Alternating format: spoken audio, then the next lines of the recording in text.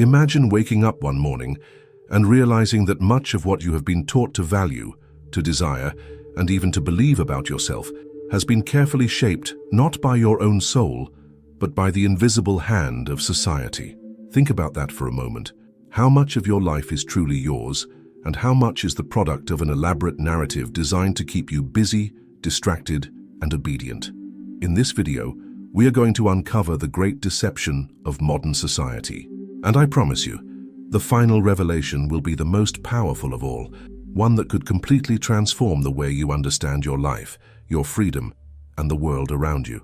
But before we go further, I ask you to support this channel. Subscribe, leave a like, share this message, and comment below your thoughts as we move forward. Because what you are about to hear might resonate deeply, and I want to know how it touches your life. And remember this, the revelations we will uncover today can change the way you see not only the world, but yourself. Now let us begin our journey. Modern society prides itself on being enlightened, advanced, and free. We live in an age of unparalleled technology, instant communication, and endless entertainment. Yet beneath the shining surface, there exists a profound illusion. French philosopher Jean Baudrillard once wrote that modern culture no longer deals in reality, but in simulations of reality. He argued that we consume images, symbols, and ideas that pretend to represent truth, but in fact replace it entirely. What we believe to be real is often nothing more than a carefully curated spectacle. Think about the news you consume, the advertisements you see, the ideals of success that are presented to you every single day. How often do they actually reflect your authentic values? And how often do they subtly dictate what you should want, what you should fear, and even who you should be? This is the first layer of the deception, the belief that the world being shown to you is the real one. But in truth, much of it is constructed, and the more deeply we immerse ourselves in it, the further we drift from our authentic selves.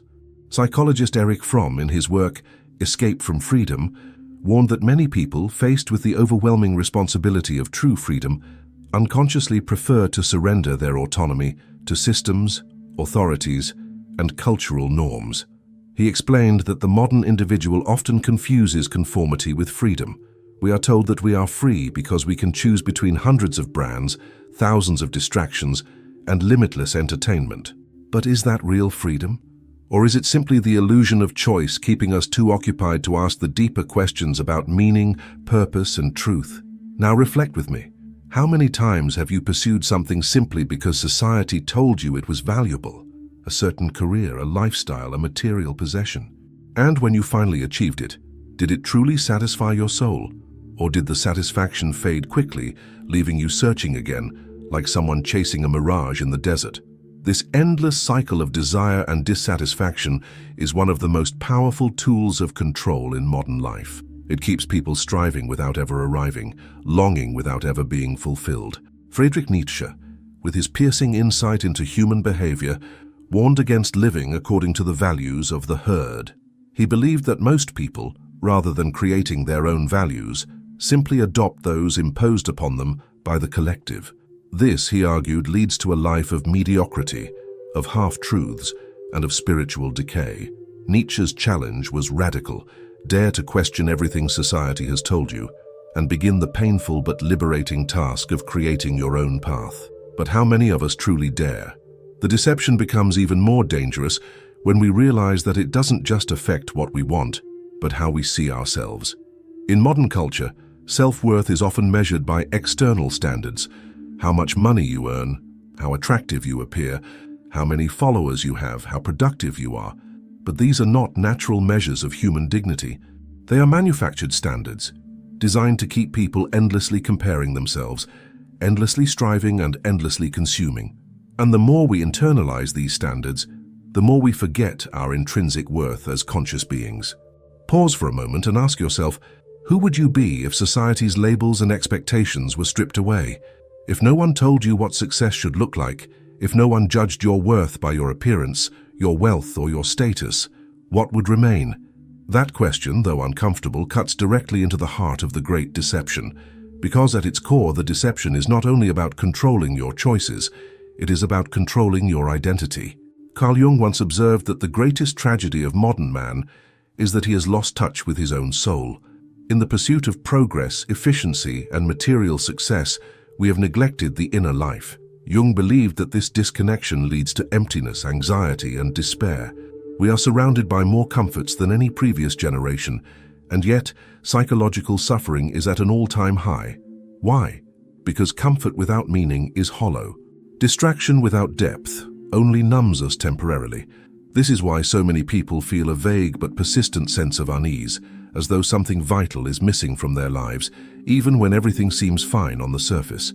It is the soul's quiet rebellion against the deception. Deep inside, something within us knows that the life being sold to us is not the life we were meant to live. And here is where the true journey begins. To see through the deception of society is to awaken to your own power. It is to realize that the narratives around you are not absolute truths, but stories. And stories can be rewritten. The philosophers, psychologists, and thinkers who dared to question the illusions of their time all left us with the same challenge. Do not simply live the life society hands you. Seek the deeper truth, the one that resonates not with the world outside, but with the eternal reality within. This is only the beginning. In the next part, we will dig deeper into how the deception operates, not only through culture and media, but also through the very structure of the economic and social systems that surround us. And the final revelation, which we will arrive at together, will be the most powerful of all. The secret about the human spirit that no deception can ever fully suppress. When we begin to peel back the layers of the great deception of modern society, what we find is not merely a series of isolated illusions, but an entire system built upon them. It is a web so intricate that most people never even realize they are caught within it. The surface deceptions, consumerism, false ideals of success, manipulated images, are just the beginning. Beneath these lies a deeper machinery, one that quietly shapes our lives through structures of power, economy, and social conditioning. Think for a moment about how society defines value. In our world today, value is almost always expressed in monetary terms. A person's worth is tied to their economic productivity. An activity's worth is measured by whether it generates profit. Even time itself is commodified. We are constantly reminded not to waste it, but instead to invest it, as if our very existence were nothing more than a financial portfolio. This reduction of human life to economic terms is one of the most dangerous aspects of the Great Deception, because it quietly convinces us that we are only as valuable as what we produce or consume. Karl Marx, though often misunderstood and politicized, made a critical observation about this phenomenon in his analysis of capitalism. He argued that under such systems, human beings become alienated from their labor, from one another, and most tragically, from themselves. He described how workers could pour their soul into their labor only to see the fruits of their effort turned into commodities for the benefit of others. In this way, the individual's creative energy and uniqueness are stolen, packaged, and sold back to them. Isn't it striking how relevant this still feels in our own time? How many people today feel like cogs in a machine, giving their time and energy to a system that leaves them exhausted, unfulfilled, and disconnected? But the deception goes even deeper than economics.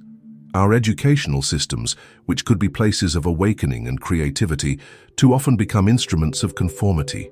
They teach us to memorize rather than to question, to follow instructions rather than to explore. From a young age, children are conditioned to sit still, obey authority, and compete for grades, marks that determine their value in the system.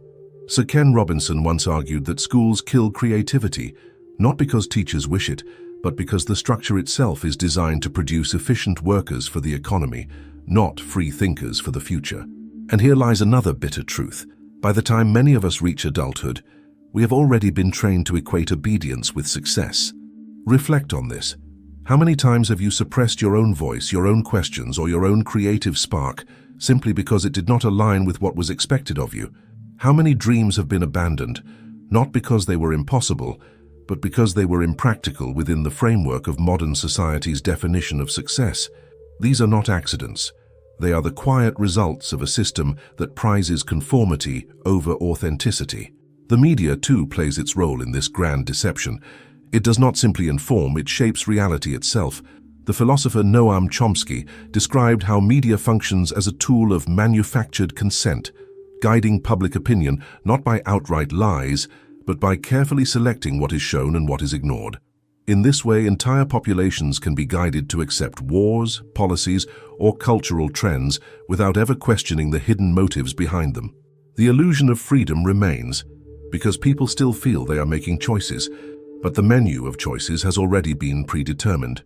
Ask yourself, when was the last time you truly felt that your opinions were entirely your own? How many of your beliefs are the product of deep reflection? And how many have been unconsciously absorbed from headlines, trends, or conversations repeated so many times they feel like truth? This is perhaps one of the most unsettling aspects of the Great Deception, that it infiltrates not just what we do, but what we think.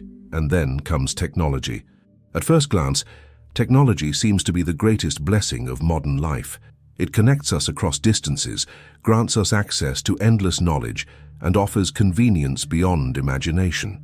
Yet, as philosopher Byung-Chul Han warns in his writings, technology also becomes a new instrument of control, not through force but through seduction. Social media platforms, for instance, do not demand your attention, they entice it. They do not imprison you, they addict you. By design, they trigger dopamine responses, keeping you scrolling, liking, and consuming without end. In this way, freedom turns into voluntary captivity, where the chains are invisible and even pleasurable. And while we are distracted, while our eyes are fixed on glowing screens, something crucial is stolen from us: our presence, the ability to be still, to be in the moment, to engage deeply with others and with ourselves. Modern society convinces us that constant connection is the same as true connection, but the two are not the same. One fills the screen with noise, the other fills the soul with meaning. Yet in this trade, most people end up lonelier than ever before, despite being more connected than at any point in human history. Now consider this. Why is it that rates of anxiety, depression, and burnout are skyrocketing in societies that, by material standards, should be thriving? Why do people who have more comforts, more choices, and more opportunities than any previous generation often feel so empty? The answer lies in the very nature of the deception. A life built upon illusions, no matter how comfortable, will always lack the substance to nourish the soul. But here is where the story shifts. Seeing the deception is not the end. It is the beginning of awakening. The cracks in the illusion allow us to glimpse a deeper truth. The fact that you feel discontent, that you sense something missing, that you question the narrative, that is proof that your soul is still alive beneath the noise. It is your inner self reminding you that you were not born to be just a consumer, just a producer, just a number in the system. You were born to awaken, to create, to live with depth and authenticity. As we move forward, we will begin to explore what it means to reclaim this lost authenticity, to rediscover meaning in a world built on distraction. And remember, the most important revelation is yet to come. When it arrives, it will challenge everything you thought you knew, and it may just give you the key to stepping outside the deception, once and for all. We have seen how the Great Deception infiltrates our culture, our economy, our education, and even our technology. But perhaps the most profound layer of the illusion is not external at all. It is internal. It is the way society shapes our very sense of self, our identity, and our inner world. This is where the deception becomes most dangerous, because when you no longer know who you are, you become easy to control. From the moment we are born, we are showered with expectations. Family, culture, and media all provide invisible scripts for how we are supposed to live. We are told what success looks like, what beauty is, what happiness should be. And slowly, without even realizing it, we begin to wear masks. Carl Jung described these masks as the persona, the version of ourselves that we show to the world. The persona is not inherently false, it is a necessary part of social life. But when we confuse the persona with our true self, when we become trapped in the mask, we lose touch with the deeper layers of who we are. Think about this. How much of your daily life is lived as a performance? How often do you suppress what you feel or say what is expected rather than what is true? How often do you dress, speak, or even think in ways that align not with your inner soul, but with the image that society demands of you? The more we live in this performance, the further we drift from authenticity. And the tragedy is that many people reach the end of their lives without ever having met their real selves. The psychologist Abraham Maslow, best known for his hierarchy of needs, argued that beyond basic survival and social belonging lies the need for self-actualization. the realization of one's fullest potential. But Maslow warned that very few people reach this stage, not because it is impossible, but because society constantly pulls us back down into lower levels of need. We are kept busy chasing security, approval, and recognition. As long as we are preoccupied with these, we rarely lift our eyes to the higher calling of self-discovery and transcendence. This is not an accident. A society filled with self-actualized individuals would be impossible to manipulate. People who know themselves, who live from their inner truth, are not easily swayed by advertising, politics, or social pressure. They become independent, grounded, and free. And so, in a way, the Great Deception thrives on our ignorance of self. The less we know who we are, the more we rely on external voices to tell us. But the consequences of this inner deception go beyond control. They go to the very heart of human suffering.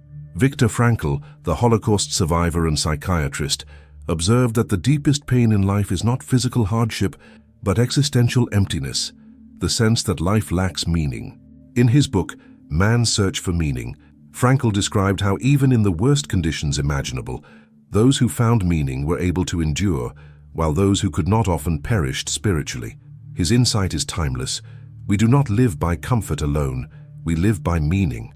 Now ask yourself, what gives your life meaning? Is it something that was handed to you by society, or is it something you discovered in the depths of your own experience? Do you live for the approval of others, or do you live for a purpose that resonates with your soul?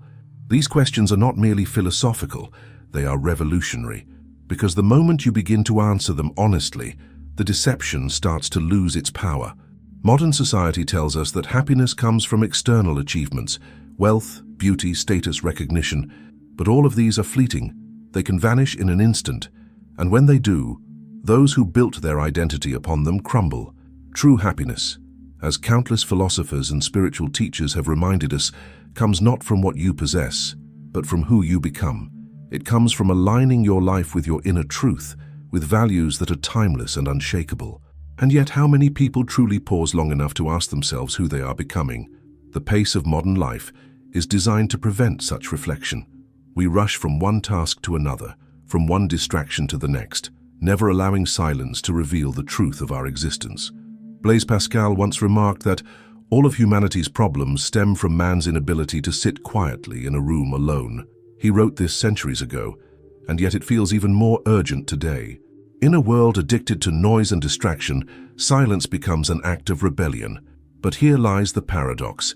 The very system that deceives us also creates the conditions for awakening, because eventually the soul cannot be silenced forever. The emptiness becomes unbearable, the masks too heavy, the distractions too hollow. At some point, life itself forces us to confront the question we have avoided. Who am I, really? This moment of crisis, though painful, is the doorway to transformation. It is the moment when the illusions collapse and the search for truth begins. Philosopher Martin Heidegger called this confrontation authentic being towards death. He argued that only by facing our mortality, by recognizing that life is finite, can we strip away the illusions and begin to live authentically. When we remember that our time is limited, the trivial concerns of society lose their power, and we are compelled to live with depth and urgency. It is often in moments of loss, suffering, or near-death experiences that people awaken from the deception and begin to see life clearly. So let me ask you, if today were your last day, would you be satisfied with the life you are living? Would you feel that you have lived true to yourself, or would you regret that you allowed society's script to define your story? These are not easy questions, but they are necessary ones. And perhaps the courage to ask them, to sit with them, and to act upon them is the first step toward liberation from the great deception. Now imagine what a world would look like if more people awakened to their true selves. If instead of chasing status, we pursued wisdom. If instead of competing endlessly, we collaborated. If instead of filling the void with possessions, we filled it with presence. Such a world would look radically different from the one we live in today. And while it may seem like a distant dream, every awakening begins with one person, one choice to step outside the deception and into authenticity. This brings us to the threshold of the final revelation, the deepest truth that underlies the great deception. In the last part of this journey, we will uncover the ultimate key, the realization that beyond all illusions, beyond all systems and masks, lies a power within the human spirit that no deception can ever fully suppress. This is the truth that society fears, the truth that has been whispered by sages and philosophers across the ages, and it is the truth that has the potential to set you free. We have walked together through the illusions of society, consumerism, conformity, distraction, false identity, and we have seen how each one works to keep us asleep. But now we arrive at the deepest truth, the revelation that modern society cannot fully suppress, no matter how much noise and deception it creates. And that truth is this: you are not simply a product of your environment. You are not just a consumer, a worker, or a performer on society's stage. At your core, you are a conscious being, capable of awakening, capable of transcending the illusions that surround you. This truth may sound simple, but it is revolutionary, because the greatest deception of modern society is not merely that it distracts you or manipulates you. It is that it convinces you that you are powerless. It whispers that you are too small to change, too dependent to break free, too insignificant to matter. And yet, history is filled with examples of individuals who broke free from the illusions of their time and reshaped the world. Socrates, who challenged the false wisdom of Athens. Buddha, who saw through the illusions of suffering and sought enlightenment. Jesus, who confronted the hypocrisy of his age with the radical power of love and truth. These figures were not gods in disguise. They were human beings who refused to remain asleep. The philosopher Ralph Waldo Emerson once said, "To be yourself in a world that is constantly trying to make you something else is the greatest accomplishment." His words capture the essence of what it means to resist the great deception. True power lies not in wealth, not in status, not in what society tells you to chase, but in the courage to live authentically, to follow the voice of your own soul, even when it contradicts the noise of the world. So what does it mean to awaken from the deception? First, it means to recognize the illusions for what they are, to see consumerism not as freedom, but as a trap, to see conformity not as safety, but as silence, to see distraction not as rest, but as a way of numbing the emptiness. Awareness is the beginning. Once you see the deception, it can no longer control you in the same way. Second, awakening means reclaiming your inner authority. It means daring to ask, what do I truly value? What gives my life meaning? What kind of person do I want to become? These questions cannot be answered by society, by media, or by tradition. They can only be answered by you. And the answers may take time, they may evolve, but the very act of asking them is a declaration of freedom. Third, awakening means embracing responsibility. Freedom is not easy. As Erich Fromm warned, many people flee from freedom because it feels too heavy, too uncertain. But the weight of freedom is also the weight of dignity. When you choose your path consciously, when you take responsibility for your life, you step into the fullness of what it means to be human. And finally, awakening means connecting to something greater than yourself. For some, this may be spirituality, the sense that there is a higher reality beyond the material. For others, it may be the pursuit of truth, beauty, or justice. For still others, it may be the deep bond of love and compassion for fellow human beings. Whatever form it takes, this connection pulls you out of isolation and reminds you that your existence is part of a greater whole. God gives you strength to resist the deception, because you know that your life has purpose beyond what society tells you. Let us pause here. Look within yourself right now. Ask, where in my life am I still living by society's script? And where am I living by my own truth? What masks am I wearing that no longer serve me? What distractions am I clinging to that keep me from facing the silence within? These are not questions to answer quickly. They are questions to carry with you, to let them work on you until the answers emerge with clarity. The most powerful revelation is this: no matter how deep the deception, the truth within you remains untouched. Society can cover it, distract you from it, even mock it, but it cannot destroy it. That spark of consciousness, that inner voice, that longing for authenticity is indestructible. It is the one thing the system cannot control. And the moment you choose to listen to it, you begin to break free. This is why so many of the greatest thinkers and teachers of history insisted that real revolution begins within. Change the inner world, and the outer world follows. A society of awakened individuals cannot be deceived in the same way because they no longer seek validation from illusions. They live from the truth within them. So I leave you with this final challenge. Do not let the great deception define your life. Do not settle for the masks, the distractions, the shallow measures of worth. Choose instead to awaken, to live authentically, to seek meaning and truth in every step you take. Because the most radical act you can commit in a world of illusions is to live as your true self. And now, as you reflect on everything we have uncovered, I ask you to take a moment to share your thoughts below. Which part of this journey resonated most deeply with you? Where do you see the deception in your own life, and what steps will you take to move beyond it? Engage in this conversation, because awakening does not happen in isolation. It grows stronger when we seek truth together.